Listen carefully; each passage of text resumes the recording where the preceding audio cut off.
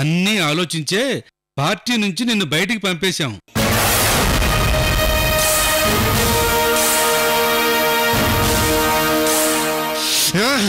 రాయ్ చల్లప్ప, నేను నీ కాలం రాజకీయ నాయకుడిని కాదురా, ముసలి మీద కూర్చొని ఈత నేర్చుకునే నేటి తరం రాజకీయ నాయకుడిని. చూస్తాను, నిన్ను కూడా వదిలిపెట్టను.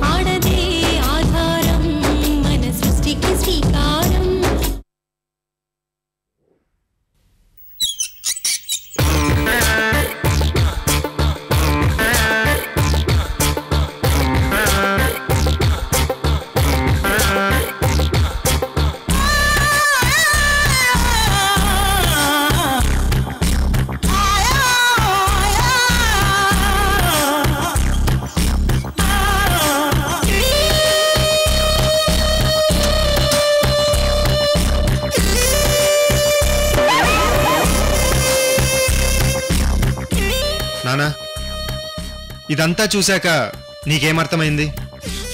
ఆ సేటుగాడిని కుమ్మేయాలనుంది. ఒకప్పుడు సెక్యూరిటీ, పదవి, అధికారం అన్నీ ఉన్నాయి. ఈరోజు ఏమీ లేవు. ఇదే నానా రాజకీయం అంటే.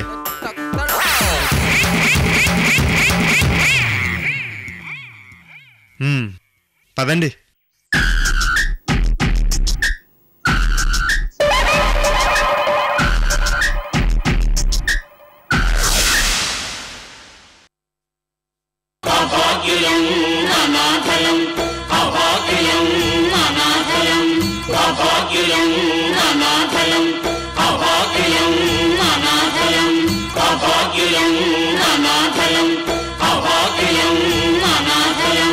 धर्मं शरणं गच्छामि, दानं शरणं गच्छामि, धर्मं शरणं गच्छामि, दानं शरणं गच्छामि.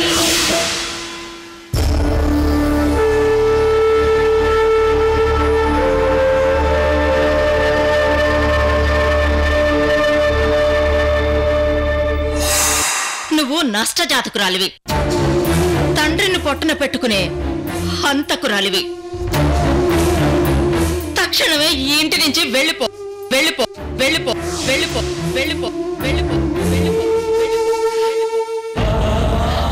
ఆవేశంలో వెనక ముందు ఆలోచించకుండా బిడ్డను దూరంగా వెళ్ళిపోమ్మని చెప్పాను. పాపం బిడ్డ ఎంత బాధపడుంటుందో ఏమో.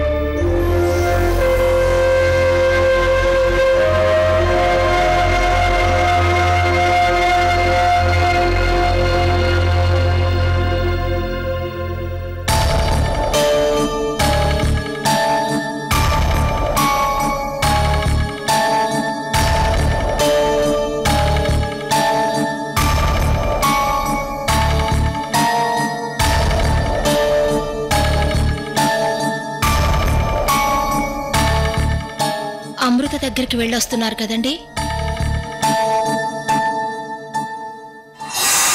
మీరు, నేను, అమ్మ, నందిని, వెంకట్రావు మనందరం కలిసి మన ఊరు వెళ్ళాలనుంది నాన్న.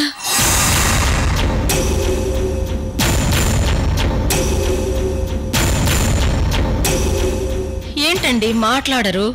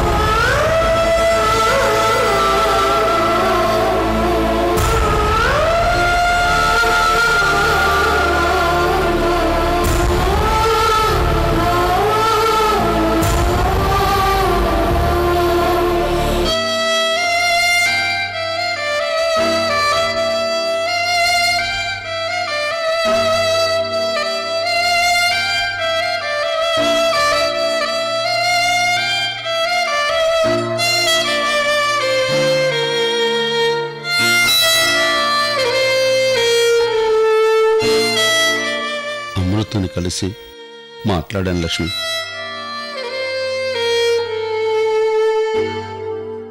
జాతక దోషం పోయే మార్గం తెలిసింది. నీ పెళ్లి చేస్తే అంతా సర్దుకుంటుంది అని చెప్పి ఇంటికి వచ్చేయమని అడిగారా? జాతకం గురించి పక్కన పెట్టి లక్ష్మి, అమృతతో కలిసి మాట్లాడాక గడిచిపోయిన పాత రోజులన్నీ గుర్తుకొస్తున్నాయి. అమృత, నందినీలు చిన్న చిన్న పిల్లలుగా ఉన్నప్పుడు సంగతులన్నీ మనసులో మెదులుతున్నాయి లక్ష్మి.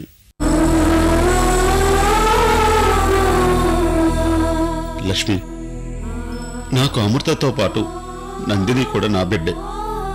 ఇద్దరి మీద నాకు తండ్రిగా ప్రేమ ఆప్యాయతలున్నాయి. ఇద్దరిలో ఒకరికి ఎక్కువ ఒకరికి తక్కువ అని ఏ రోజు చూడలేదు. కానీ పిల్లలు పెరిగే కొద్దీ అమృత నా మనసులో తెలియని ఒక స్థానాన్ని ఆక్రమించుకుంది.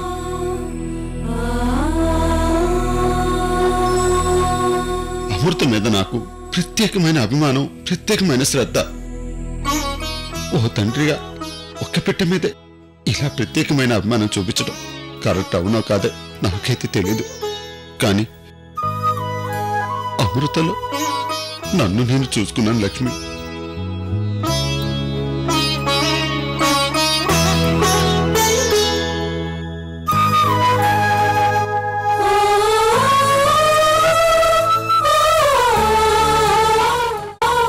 అమృత బాగా చదువుకుంటుందనో మంచి పేరు తీసుకొస్తుందనో కారణం కాదు. అమృత మీద తండ్రిగా నాకు తెలియకుండా తనతో ఒక కొత్త ప్రపంచాన్ని ఊహించుకున్నాను. ఆ ప్రపంచంలో నేను, నా బిడ్డ అమృత, అంతే.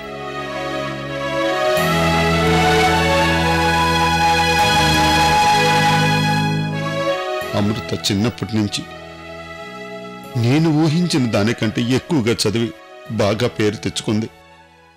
అందరూ పొగిడారు. కృష్ణమూర్తి కూతుర్ని బాగా చదివిస్తున్నాడు అన్నారు. ఆనందంతో ఉబ్బి తబ్బిపోయాను. దాంతో నాకు తెలియకుండానే కొత్త ఆశలు, ఆశయాలు పుట్టుకొచ్చాయి లక్ష్మి. అలాంటి సమయంలో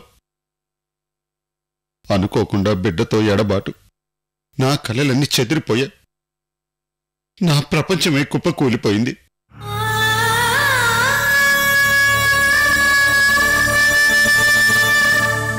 అమృత మీద నాకున్న అంతులేని శ్రద్ధ, ప్రేమ, తను తప్పు చేసిందా లేదా అన్న విచక్షణ జ్ఞానాన్ని కోల్పోయేలా చేశావు.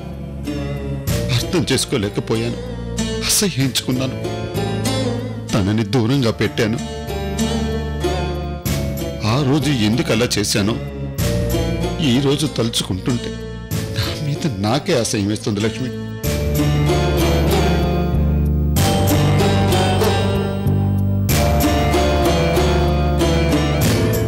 మన బ్రతుకులో ఒడిదుడుకులు ఊహించనివి ఎన్నో జరిగిపోయాయి. అమృత ఎన్నో అవమానాలను భరించింది, కష్టాలు కన్నీళ్లను దిగమింగుకుంది. కాని ఏదో ఒకరోజు నేను నిజం తెలుసుకొని మారిపోతానని ఓర్పుతో ఎదురు చూసింది. నాలాంటి క్షణిక ఆవేశపరుడు కడుపున అంత ఓర్పు ఉన్న బిడ్డ ఎలా పుట్టిందో నాకైతే అర్థం కావటం లేదు. అది నా అదృష్టం, తన దురదృష్టం లక్ష్మి.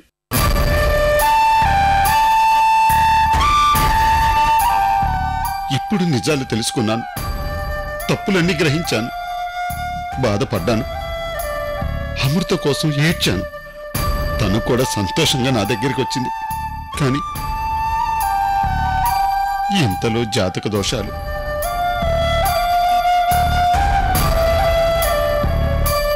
మనుషులకి కష్టాలు ఎల్లకాలం ఉండవంటారు. కొద్ది రోజులు దుఃఖం, ఇంకొద్ది రోజులు సుఖం. కానీ అమృత విషయంలో అలాగెందుకు జరగట్లేదు లక్ష్మి? తను ఎన్ని కష్టాలు పడి నా దగ్గరికి వస్తే ఈ జాతక దోషాలేంటి లక్ష్మి? నా బిడ్డ నా దగ్గర సంతోషంగా ఉండటానికి ఈ జాతక దోషాలు అడ్డం వస్తే నేనేం చేయ లక్ష్మి?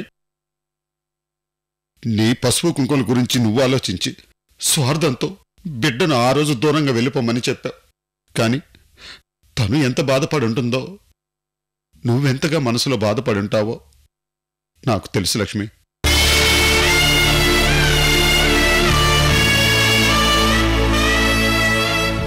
మన ఎడబాటు అమృతకి ఇంకా ఎన్ని రోజులు లక్ష్మి?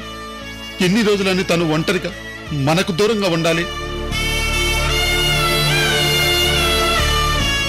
ఇంటికి రామ్మ అంటే వస్తే అమ్మ బాధపడుతుంది, నాన్న అంటుంది. మనకు దూరంగా ఉండి తను బాధపడుతుంటే మనం సంతోషంగా ఎలా ఉండగలం లక్ష్మి? అయినా దీనికి పరిష్కారమే లేదా? పెళ్లి చేస్తే జాతక దోషం పోతుందండి. పోతుందని నీ నమ్మకం. పోవచ్చేమో కాని అమృత గురించి ఒక్కసారి ఆలోచించు. అసలు పెళ్ళింటేనే అమృత భయంతో పారిపోతుంది లక్ష్మి. పెళ్లి అనే తంతు తను జీవితంలో ఎన్నిసార్లు వచ్చిందో నీకు తెలీదా చెప్పు?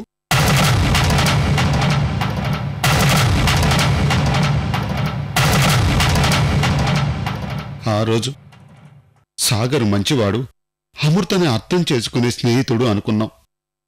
దురదృష్టం, ఆ అబ్బాయి కాళ్ళు పోగొట్టుకొని అమృతకు దూరం అయ్యాడు. ఆ రోజే అమృతకు పెళ్ళంటేనే విరక్తి వచ్చేసి ఉంటుంది లక్ష్మి.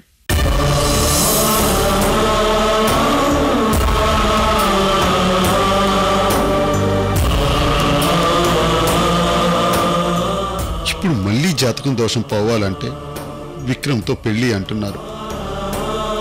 విక్రమ్తో పెళ్లి అని అమృతకు తెలిస్తే తను ఎలాంటి నిర్ణయం తీసుకుంటుందో ఏమో. విక్రమ్తో పెళ్లి గురించి అమృతతో మాట్లాడారండి? మాట్లాడలేదు లక్ష్మి, మాట్లాడలేదు. నిర్మలమ్మ గారు ఇంకా చెప్పినట్లేరండి. ఒకప్పుడు విక్రమ్ అమృత వెంటపడి వేధించాడు. నా ప్రాణాలు తీసైనా అమృతని పెళ్లి చేసుకోవాలనుకున్నాడు. అతని రాక్షసత్వం అమృత చాలా కాలంగా భరిస్తూ వచ్చింది. కానీ ఈరోజు ఆ అబ్బాయి మంచివాడిగా మారిపోయాడు, నిజమే. కానీ తన మనసు మీద విక్రమ్ చేసిన గాయాల్ని అమృత మర్చిపోగలదా లక్ష్మి?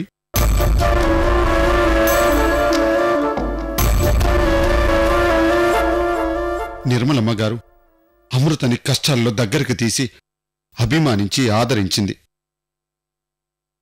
నా కోడలు అవుతావా తల్లి అని అడిగితే అమృత కాదందు. ఈ తండ్రికి దగ్గర అవటం కోసం తలంచుతుంది. నిర్మలమ్మ గారి సంతోషం కోసం విక్రమ్తో తాళి కట్టించుకుంటుంది. కానీ ఆ తర్వాత అమృత సంతోషంగా ఉంటుందా లక్ష్మి?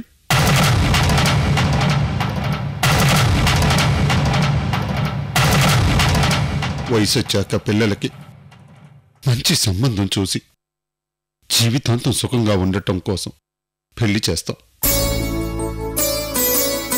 కానీ మన అమృతకి విక్రమ్తో పెళ్లి చేస్తే ఒక్కరోజైనా సంతోషంగా ఉండగలుగుతుందా లక్ష్మి?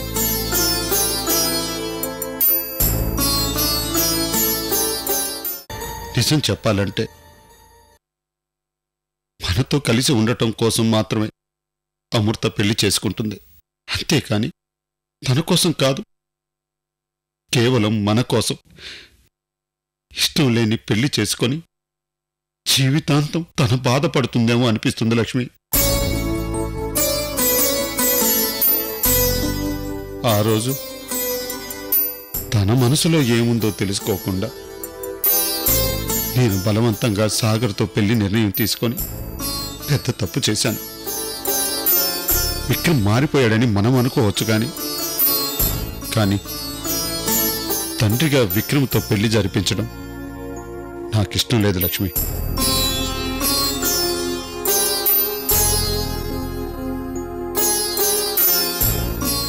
విక్రమ్ కాకపోతే అలాంటి జాతకమే ఉన్న ఇంకో అబ్బాయిని వెతికి పెళ్లి చేద్దామండి. ఎప్పుడు మన కోసం తను త్యాగం చేయటమే గాని మనం అమృత కోసం ఏమీ చేయలేమా లక్ష్మి? ఎందుకండి అలా బాధపడతారు? అమృతకు కూడా మంచి రోజులు వస్తాయి. తను కూడా సంతోషంగా ఉంటుందో ఏమో, ఎవరికి తెలుసు? లక్ష్మి, అమృత సంతోషంగా ఉండాలంటే ఏం చేయాలో తెలుసా?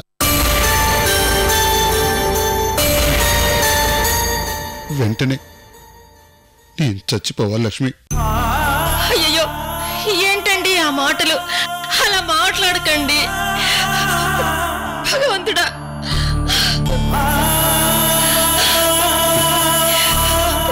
నేను అనేవాణ్ణి లేకపోతే అమృతకి ఎలాంటి సమస్య ఉండదు. తనకి నచ్చిన అబ్బాయిని పెళ్లి చేసుకొని సంతోషంగా ఉంటుందేమో. తండ్రిగా కనీసం ఈ చిన్న త్యాగమైనా చేస్తాను లక్ష్మి. అయ్యో, ఊరుకోండి. ఏంటా పిచ్చి మాటలు? మీకేమన్నా అయితే మేమేం కావాలి? అమృత ఉంది కదా లక్ష్మి. ఏమండి, మీరలా మాట్లాడకండి. అమృత దూరం అవుతుందన్న బాధలో మీరలా మాట్లాడుతున్నారు. నాకైతే అమృతకి ఈ పెళ్లితో కష్టాలు తీరిపోతాయి అనిపిస్తోందండి. ఇన్ని కష్టాలు తట్టుకుని ఇంత దూరం వచ్చాం. ఏం జరుగుతుందోనని భయపడితే జరగాల్సింది జరగకుండా ఉంటుందా? అంతా మంచే జరుగుతుందండి. మన బిడ్డ మనకి దగ్గరవుతుందండి. సరే లక్ష్మి, నీ నమ్మకాన్ని నేనెందుకు కాదనాలి? అలాగే చేద్దాంలే. కాని మనం అనుకుంటున్న విక్రమ్తో పెళ్లి విషయం ఇంకా అమృత వరకు వెళ్ళలేదు. విక్రమ్ని పెళ్లి చేసుకోమని అమృతతో చెప్పే ధైర్యం ఎవ్వరికీ లేదండి. నిర్మలమ్మగారు కూడా చెప్పలేరు. తనతో చెప్పగలిగేది మీరొక్కరేనండి. లేదు లక్ష్మి, తండ్రిగా నేను ఆ అర్హతను ఎప్పుడో పోగొట్టుకున్నాను. అమృత పెళ్లి విషయంలో నేను నిమిత్త మాత్రమే లక్ష్మి. సరే, మరి ఎవరు తీసుకుంటారండి ఆ బాధ్యత? అదే ఆలోచిస్తున్నాను లక్ష్మి. ఇంతకీ అమృతని ఇంటికి రమ్మన్నారా లేదా? ఒకప్పుడు అమృత ఈ కృష్ణమూర్తి బిడ్డ, ఇప్పుడు కాదు లక్ష్మి. తను ఎంతో ఎత్తుకెదిగింది. మన ఊర్లో వాళ్ళందరూ అమృతని దేవతలాగా కొలుస్తున్నారు. ఈరోజు తండ్రిగా తన ముందు నిలబడి మాట్లాడడానికి 10 సార్లు ఆలోచించాల్సి వస్తుంది. మంచి చెడు మనకన్నా అమృతకే బాగా తెలుసు. తన భవిష్యత్తును ఎన్నో రకాలుగా కష్టాలకి గురి చేశాం. ఈ పెళ్లి చేసుకో, నీకు మంచి జరుగుతుందని ఎలా చెప్పాలి లక్ష్మి?